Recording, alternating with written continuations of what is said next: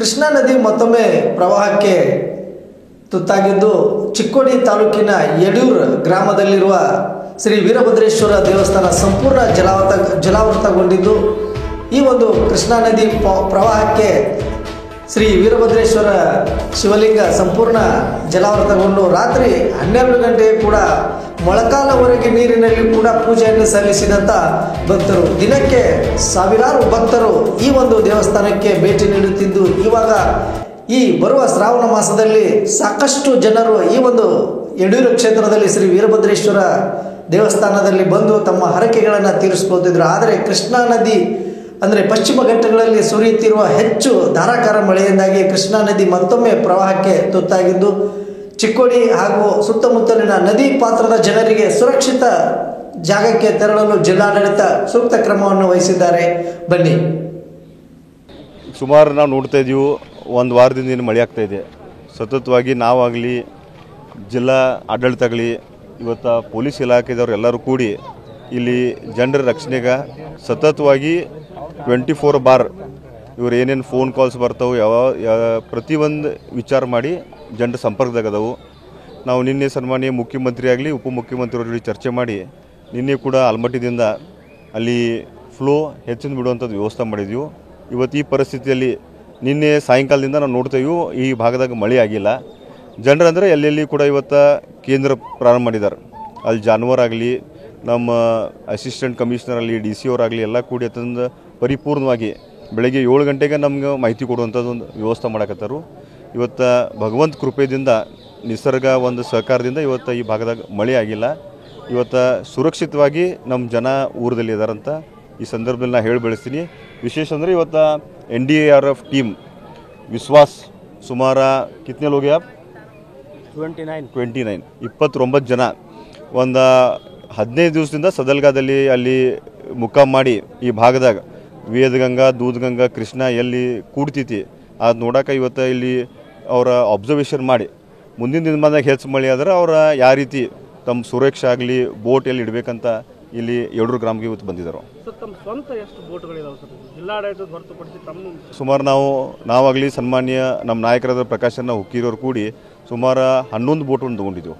ಅಂದರೆ ಇದು ಸುಮಾರು 2019ದಿಂದ ಯಾವ ಗ್ರಾಮ ಮಲಿಕ್ವಾಡಿ ಇರ್ಬೋದು, ಕಲ್ಲೋಳಿ ಇರ್ಬೋದು, ಸದಲ್ಗ ಇರ್ಬೋದು, ಇಂಗ್ಳಿ ಇರ್ಬೋದು, ಮಾಂಜ್ರಿ ಇರ್ಬೋದು, ಹಿಂಗೆ ಸ್ವಂತ ನಮ್ಮ ಊರದಾಗ ನಮ್ಮ ಜನರಿಗೆ ನಮ್ಮ ಕುಟುಂಬ ಸದಸ್ಯರಿಗೆ ಯಾರಿಗೂ ತೊಂದರೆ ಆಗಬಾರ್ದು ಅಂತ ನೋಡ್ಕೊಂಡ ಸುಮಾರು ಆ ಟೈಮ್ದಲ್ಲಿ 11 ಬೋಟ್ ನಮ್ಮ ಅನ್ನಪೂರ್ಣೇಶ್ವರಿ ಫೌಂಡೇಶನ್ ವತಿಯಿಂದ ನಾವು ತೊಗೊಂಡಿದ್ದೆವು. ಈಗೇನು ಸದ್ಯಕ್ಕೆ ಅಂತ ಪರಿಸ್ಥಿತಿ ಏನಿಲ್ಲ ಸರ್, ಪ್ರವಾಹದ ಪರಿಸ್ಥಿತಿ, ಮಹಾಪೂರದ ಪರಿಸ್ಥಿತಿ ಜನರಿಗೇನು ಇವತ್ತು ಸರ್ಕಾರದವ್ರು ಇವತ್ತು ನಾವು ಭದ್ರದೀವು.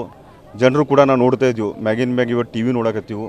ಇಲಾಖೆದವ್ರು ಎಲ್ಲ ಆಫೀಸರ್ಸ್ ಇಲ್ಲಿ DYSP ಸಾಹೇಬ್ರದವರು, CPI ಆದವರು ಎಲ್ಲರೂ ಜಾಗೃತಿ ವಹಿಸಿ ಸುರಕ್ಷೆಯಿಂದ ಇವತ್ತು ನೀವು ನಮಗಿಂತ ಹೆಚ್ಚು ನೀವು ಇವತ್ತು ಮೀಡಿಯಾದವ್ರು ಏನು ಮಾಹಿತಿ ಕೊಡಕತ್ತೀರಿ, ನಿಮ್ಮ ಪ್ರತಿಯೊಂದು ಕ್ಷಣಕ್ಕೆ ತಾವು ಏನು ಅಪ್ಡೇಟ್ ಮಾಡಕತ್ತೀರಿ, ಆ ಸಂದರ್ಭದಲ್ಲಿ ನಾನು ನಿಮಗೂ ಧನ್ಯವಾದ ಹೇಳ್ತೀನಿ.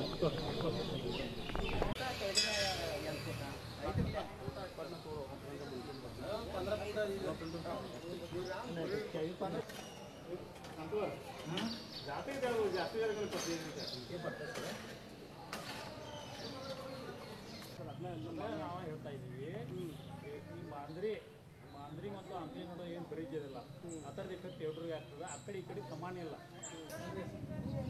ಎಲೆಕ್ಷನ್ ಹೋಗೋದು ವಿಜುವಲ್ ಹಾಕು ಅಪ್ಲೋಡೆಡ್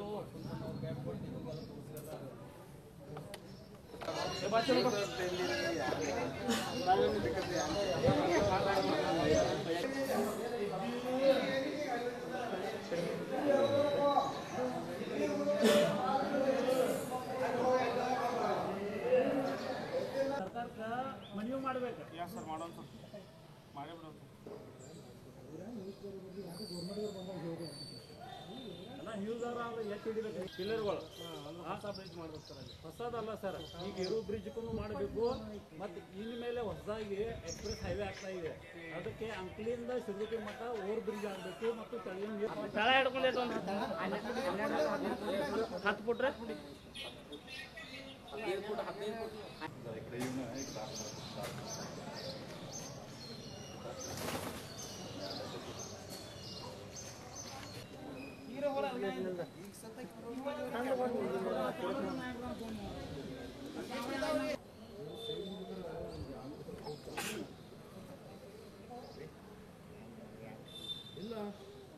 19 ನೀರೇನು ಹೆಚ್ಚಾಗಿದ್ವು ಅಲ್ಲಿ ರೋಡ್ ಕಟ್ ಆಗಿ ನೀರು ಇದು ಕಟ್ ಆಗಿ ನೀರು ಹೋಗಿದ್ವು.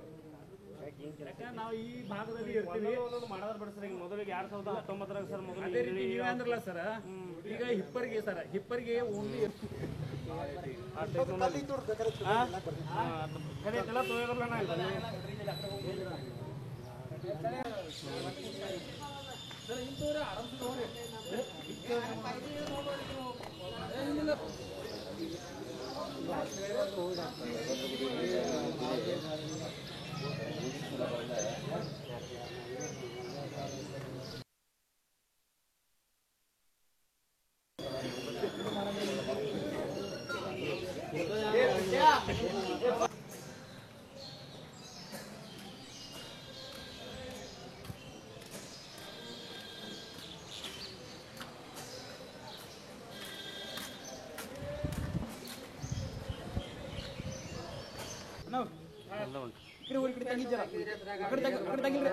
ಸರ ಹೋರಿ ತೆಗಿಲ್ಲ ಸರ ಹೋರಿ ತೆಗಿಲ್ಲ